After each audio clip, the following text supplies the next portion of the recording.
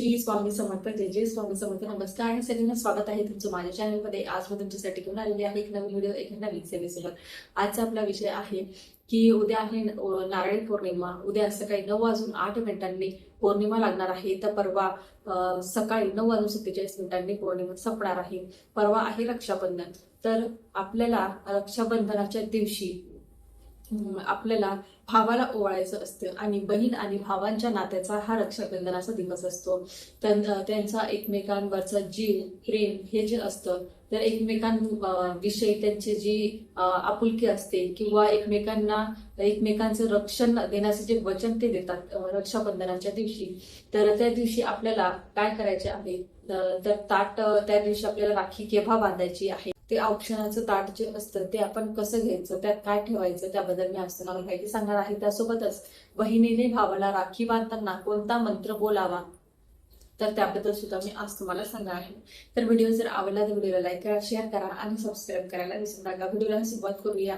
तर परवा आहे रक्षाबंधन, पौर्णिमा उद्या लागणार आहे. उद्या आपल्याला लक्ष्मी प्राप्तीच्या सेवा करायच्या आहेत आणि परवाच्या दिवशी रक्षाबंधन आहे. तर तुम्हाला सकाळी 6 ते 9:47 पर्यंत तुम्ही राखी बांधू शकता. ते अगदी शुभ काळ आहे राखी बांधायचा. तर कारण पौर्णिमा 9:47 पर्यंत आहे आणि ती त्याच्यानंतर संपणार आहे.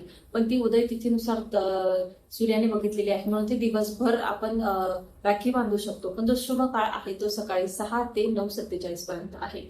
आणि त्यासोबतच 10 ते 12 वाजेपर्यंत हा 10:30 ते 12 वाजेपर्यंत हा राहू काळ असणार आहे. तर त्या काळामध्ये राखी बांधू नये असं म्हणतात. पण तुमची इच्छा असेल, आता कोणी मानतं कोणी मानत नाही.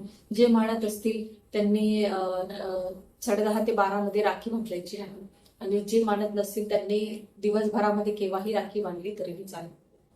तर या वेळेमध्ये आपल्याला सकाळी 6 ते पावणे 10 पर्यंत राखीचा शुभ काळ आहे आणि 10:30 ते 12 पर्यंत हा राखीचा राहू काळ आहे. त्याच्यानंतर तुम्ही दिवसभरात केव्हाही राखी बांधू शकता. तर आता औक्षणाच्या ताटामध्ये आपल्याला काय काय महत्वाचं आहे, तर कुंकू आपल्याला महत्वाचं आहे. त्याच्यानंतर ज्या अक्षरा असतात, पांढरे तांदूळ ते आपल्याला घ्यायचे आहेत. त्यासोबत दिवा आपल्याला घ्यायचा आहे, नारळ घ्यायचा आहे, सुपारी घ्यायची आहे, एखादी सोन्याची वस्तू घ्यायची, मिठाई घ्यायची. एवढं तुम्हाला तुमच्या ताटामध्ये घ्यायचं आहे. आणि त्याच्यानंतर जेव्हा तुम्ही भावाला ओवाळणार त्यावेळेस तुम्हाला आता पाटावर बसवायचं, त्यांच्या भावाच्या डोक्यावर टोपी किंवा रुमाल द्यायचा आणि तुमच्या डोक्यावर सुद्धा पदर असावा. नाही तर ओढणी असेल तर ओढणी घ्यायची. पहिले कुंकू लावायचं, अक्षता लावायच्या. त्याच्यानंतर तुम्हाला जे तुमच्याकडे सुपारी असेल ती सुपारी तुम्हाला 3 वेळेस ओवाळायची आहे.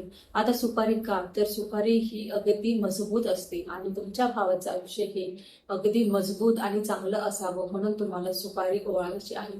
त्यासोबत सोनं सुद्धा, की सोनं जसं लखाकतं आणि चकाकतं तसं तुमच्या भावाचं आयुष्य व्हावं यासाठी सुद्धा तुम्हाला जर सोनं असेल ते सुद्धा तुम्हाला ओवाळायचं आहे. आणि ते झाल्यानंतर तुम्हाला जे आपण ताट तयार केलेलं आहे तर ती आरती आपल्याला ओवाळायची आहे. तर तुम्ही दिव्यामध्ये थोडंसं हळद किंवा चिमूटभर हळद किंवा लवंग तुम्ही टाकू शकता. कारण हळद आणि लवंग जे आहे ते नकारात्मकता खेचून घेण्याचे काम करते. जी नकारात्मकता असेल ते निघून जाईल. तर त्याच्यामुळे तुम्हाला दिव्यामध्ये हळद आणि लवंग टाकायचं आहे. त्यासोबतच आरती झाली की तुम्हाला त्याच्यानंतर त्यांना काही गोडाचं खाऊ घालायचं आहे जे तुमच्या ताटात असेल ते. त्याच्यानंतर राखी बांधून तुम्हाला श्रीफळ त्यांना द्यायचं आहे. आता श्रीफळ हे माता लक्ष्मीचं प्रतीक आहे आणि त्यांच्या आयुष्यामध्ये माता लक्ष्मी ही सदैव राहावी यासाठी तुम्हाला श्रीफळ भावाला द्यायचं आहे. आणि मग त्याच्यानंतर तुमच्या भावाने तुमचा आशीर्वाद घ्यायचा आहे. अशा पद्धतीने तुम्हाला रक्षाबंधन करायचं आहे. पण त्यासोबतच तुम्हाला राखी बांधायची आहे भावाला. जेव्हा तुम्ही राखी बांधणार तेव्हा तुम्हाला एक मंत्र बोलायचा आहे. आता हा मंत्र कशासाठी, तर तुमच्या भावाचं रक्षण व्हावं, तुमच्या भावाला दीर्घायुष्य, सुख समृद्धी, संपत्ती मिळावी यासाठी तुम्हाला हा जो मंत्र आहे हा बोलायचा आहे. तर हा मंत्र कोणता, तर येन बद्धो बलिराजा दानवेंद्रो महाबलः तेन त्वामपि बंधामी रक्षेमा चलमाचल. तर हा तो मंत्र आहे. हा मंत्र इथे तुम्हाला दिसत असेल तर हा मंत्र तुम्हाला एकदा बोलायचा आहे. त्याच्या बोलताना राखी बांधायची आहे.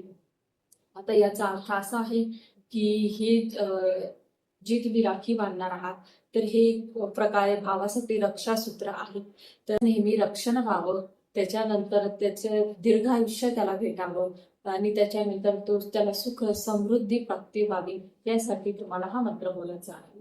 तर आता तुम्हाला समजलंच असेल की तुम्हाला कोणत्या वेळेत राखी बांधायची आहे, त्याच्यानंतर औक्षणाच्या ताटात काय घ्यायचं आणि मंत्र कोणता बोलावा. तर व्हिडिओ जर आवडला असेल तर व्हिडिओला लाईक करा, शेअर करा आणि सबस्क्राईब करायला विसरू नका. भेटूया पुढच्या व्हिडिओमध्ये. श्री स्वामी समर्थ. जय जय स्वामी समर्थ.